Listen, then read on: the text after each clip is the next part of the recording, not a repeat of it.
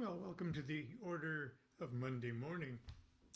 Uh, I'm using my old MacBook Air uh, to broadcast this morning because it's what I use for Monday Night Magic class and such.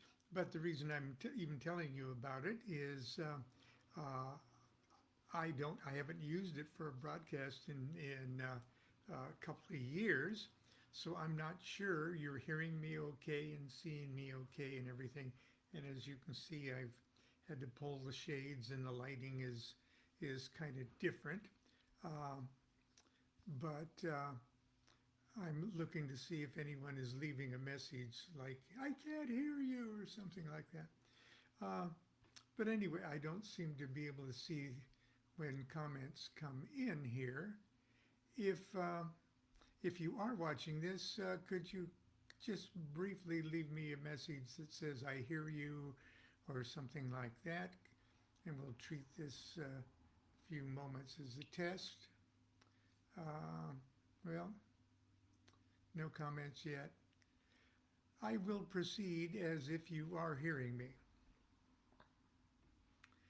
Um, as you can imagine, I get lots of messages on Facebook and emails and things like that. Sometimes my publisher forwards me hard copy letters that people send in, and I'm always happy to do what I can to answer them. As a matter of fact, I wrote a whole book of collections of my of questions and answers that I've answered over the years in this little Ask Baba Lon book, which I drag out a couple times a month. It's one of my favorite books. It's one of the new Falcon publications books. Uh, yeah, publishing house I've been with on and off for a number of years. Uh, but I get messages concerning people's at least perceived, and if they're perceiving it, it's real on a certain level. Um, Intercourse, not that kind of intercourse. Well, sometimes it is with angels, and the relationship and the issues that they have with angels, and some of them even identify as an angel themselves, an angel that they read in some kind of literature or something. And say, I think that's me. I think that's my job. And it's really easy for kind of grown-up magicians or presumptuously mature magicians to immediately discount and be a bit cynical about comments like that. Because we presume we have this, kind of transcendent understanding of the mechanics of magic and how all of this works. And it's easy for us to forget how seriously real people's consciousnesses are, and the fact that this whole magical thing that we're into deals with, I guess, the romance of metaphors, uh, visions or allegorical stories talking to us, but nevertheless they're visions, they're real. So when someone starts talking about angels like they are or they should be tangible things, don't be quick to say, oh, you're just naive and superstitious. There may be a certain level of naivete and superstition involved, but you have to remember that all magic, especially Western ceremonial magic, is talking about inner realities that for the sake of convenience and practical workings, you project outside of yourself so that you can deal with them as objective uh, issues, objective realities. Okay? It's hard to cozy up to cold abstractions. I always use the illustration of,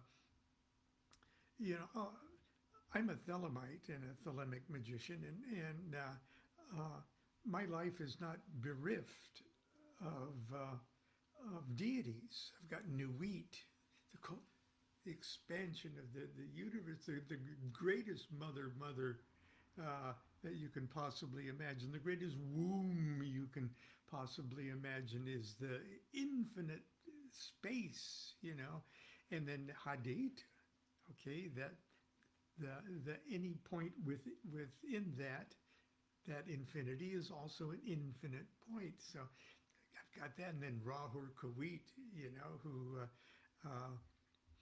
has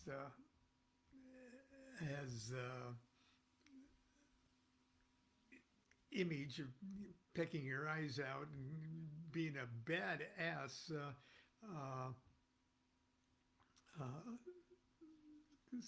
solar badass, but they're so abstract. Okay, not my brain accepts it, loves them, worships them. Yes, it's all, I get it, but it's hard to cozy up to them. And because they're so infinite, they're present in everything. So find something to cozy up to as them.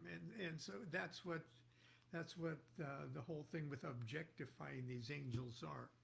I'm going to read just it's 2 letters in my quick little response to both of them. I've shared them in years past. But one letter, just simply, I've titled it, I am the Angel Sarel. Dear Babylon. Okay, now they didn't say Dear Babylon. Okay, they said Dear Lon or Mr. DuQuette or something. I purchased your book, Enochian Vision Magic, only a few days ago, and I must say it's okay. It says complimentary things. I can skip over that. I've been seriously confused recently as to my own connection to the Book of Enoch. My heart and soul say everything I know to be true about angels is absolutely correct. And yet my head gets in the way. The quote, elemental, unquote, world around me seems to swear that my gut instincts are wrong. I may as well just come out and say it. I believe my soul's origins are that of the angel Sarel. Okay. And it's an angel that obviously appears prominently in the book of Enoch. I know I have many gifts to share with the world, and it seems as though so much of the world is in desperate need of change. However true this is, I have a strong hesitation to be open about this. I spoke with an angel therapy practitioner. Now, I'm not sure what that is. I guess I could be accused of being that just right now. But anyway, I guess there are angel practitioners or therapists out there, but I don't know. I would hesitate to go to one, actually. I spoke with an angel therapy practitioner last year who explained that in past lives, I have been persecuted for my beliefs and that I will be persecuted again. I honestly dislike using the word beliefs, especially when I'm speaking of things I know to be true and have nothing to do with believing. Good for you. This is not a new revelation. I have seen, heard, and felt things since childhood. I've always been incredibly sensitive to receiving divine information and yet not always aware, not always tuned into the wavelength, so to speak. That's a good way to put it. A lot of the time it sounds like radio static with the occasional word or two from the station before the channel is changed. I feel jumbled. I must admit I'm very nervous about sending this email and how it will be received. Ultimately, I think it is best to send it. I realize you must be very busy. Okay, find time to write back. Okay, I look to you for assurance of what is real in the world that tells me everything is fake. Okay, well, first of all, I'm the last person in the world to judge whether things are real to you or fake. Okay, I'm having a real time from moment to moment, just doing that for myself. Okay. Anyway, here's my little answer. I'd like to be able to give you assurance, give you quote, and I'm quoting him, assurance of what is real in a world that tells you everything is fake, unquote. But ultimately, I'm in no better position than you to do that. I have a feeling that realization of the real is the last thing we experience as our consciousness melds and fizzles into Godhead. Oh, that's what's real.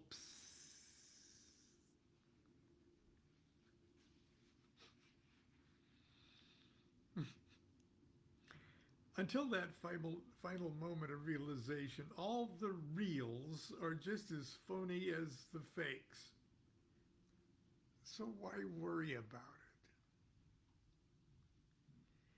it? You are being a being of consciousness, whether your consciousness currently views itself as an archangel or a toad. If you are or have been sent by Sarel, then get on with the business of being your Sarel self. Start by setting to work to understand the self you now inhabit. After all, it's the self chosen to be the vessel of whomever you are. Your quest, your destiny, your duty is as close as the everyday you.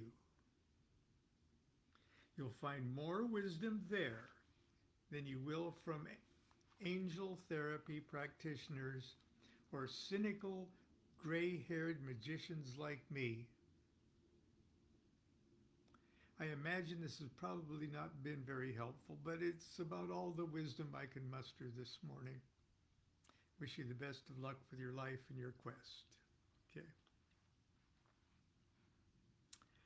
So that's that one I wanted to read. And the other one was, let's see. Oh, this is in a chapter called Angels and Demons. Hang on. Talk amongst yourselves.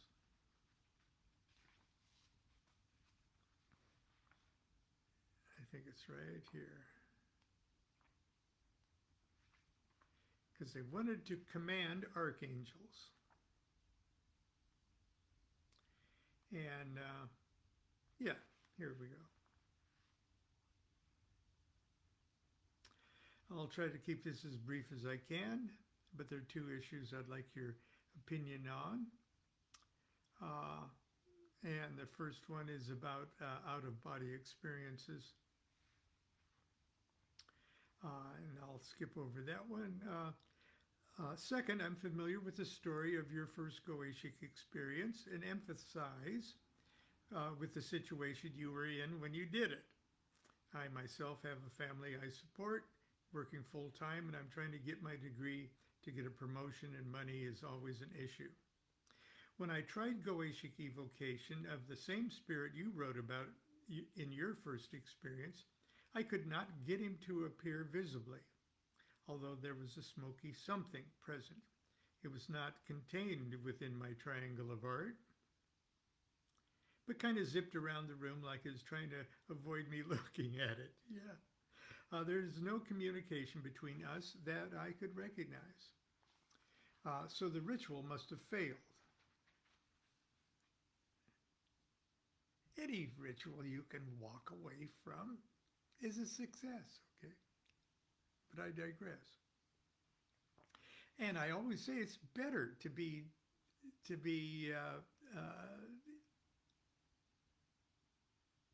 possessed, tormented by a demon than it is to be ignored by one, okay? Especially if it's your intent to communicate with it. Oh, I know I'm going to hear from you on that one. So the ritual must have failed, which would mean one or more things in my ritual was wrong. How do I know what it is? Okay, here it is.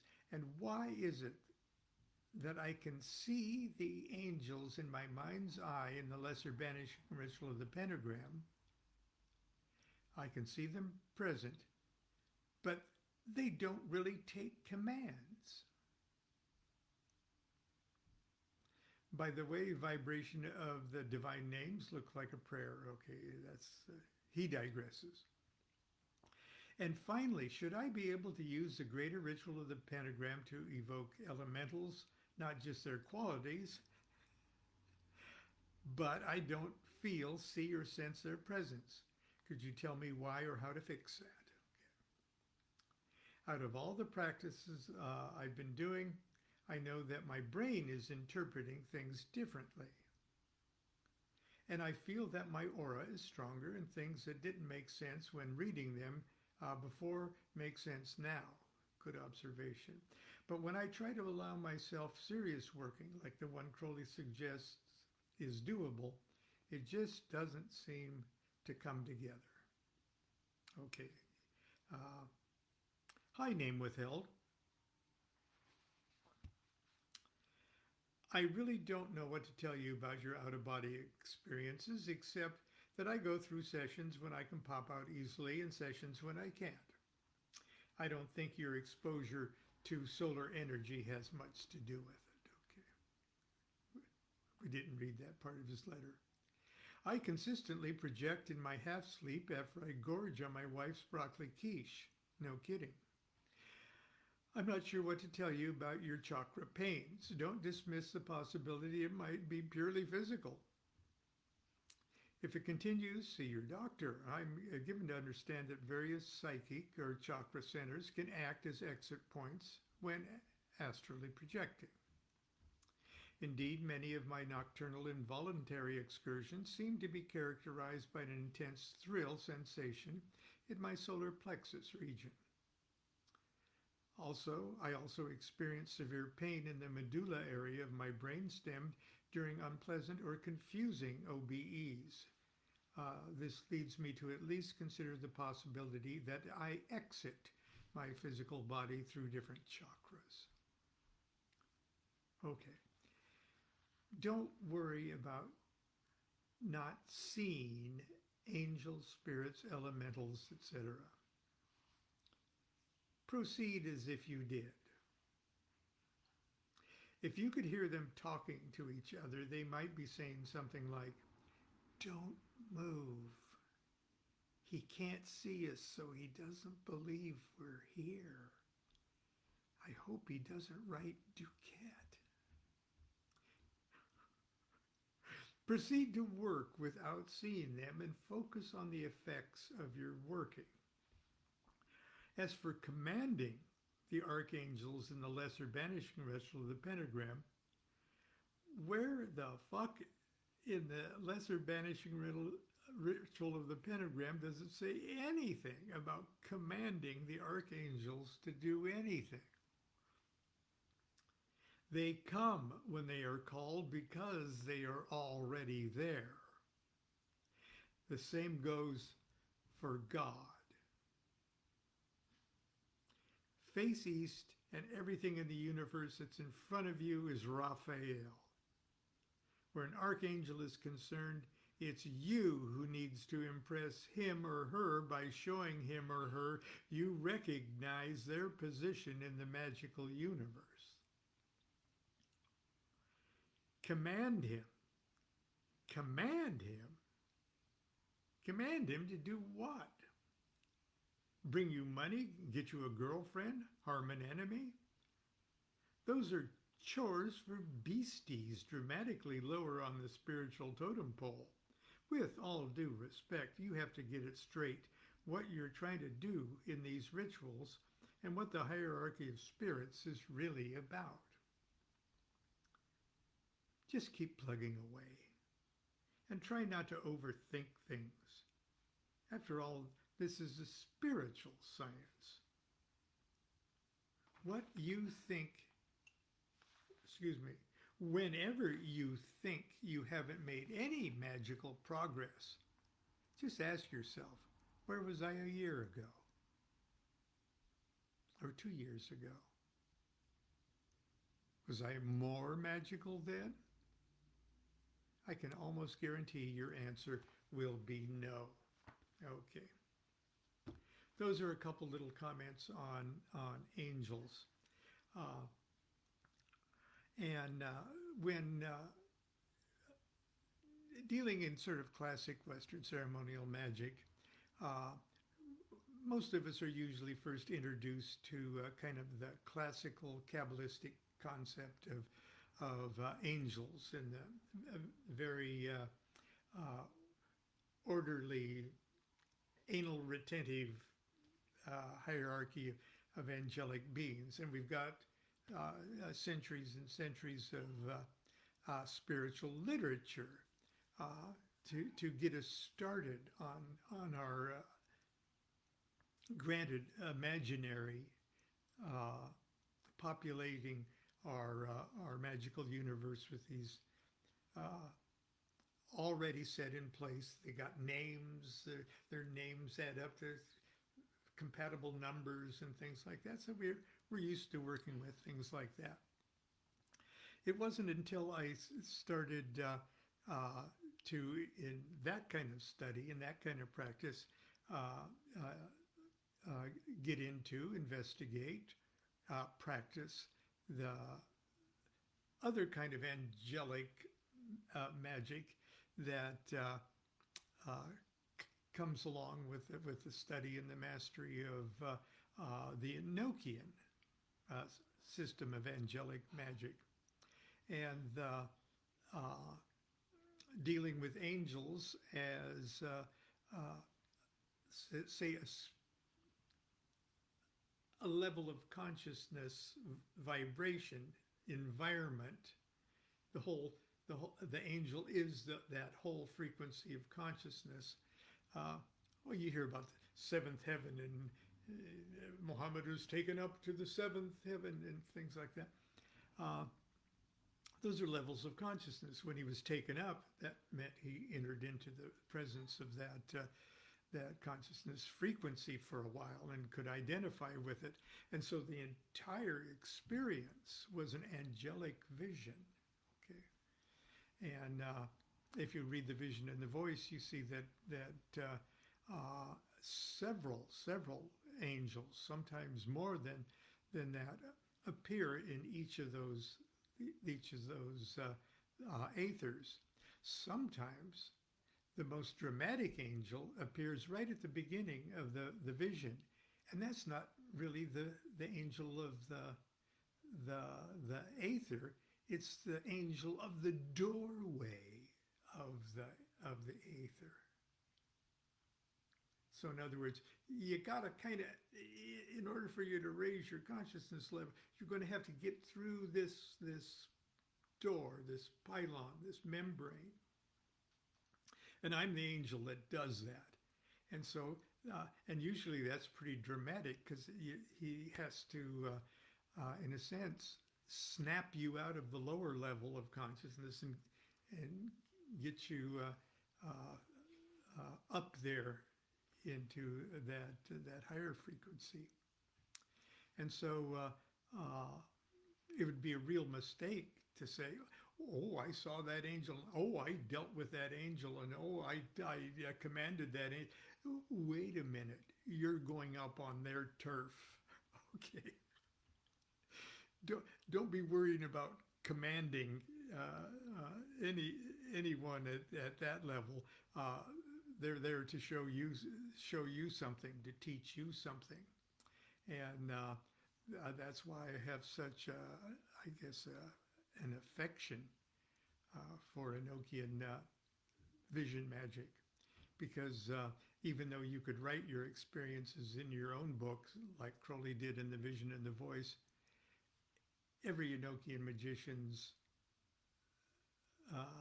experiences are absolutely uniquely their own.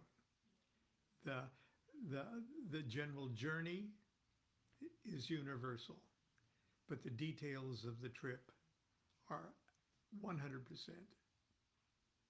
personal and yours alone.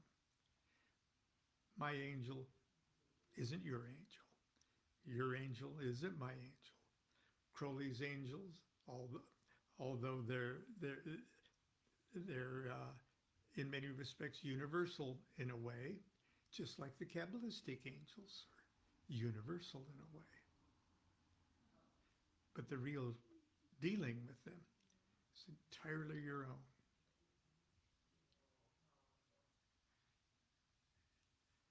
And you're responsible for them as much as that's just it. You're responsible for them. And don't expect to boss them around in the same way that you would boss around a Goetic blind force that you do and must have certain control over. If that makes sense, that makes sense. I don't even know if you guys are hearing this morning. I hope so, because I love my little MacBook Air, and I hope to use it on and off from now on. Until tomorrow, continue to be good to yourself and be good to each other. Do what thou wilt shall be the whole of the law. Love is the law, love under will.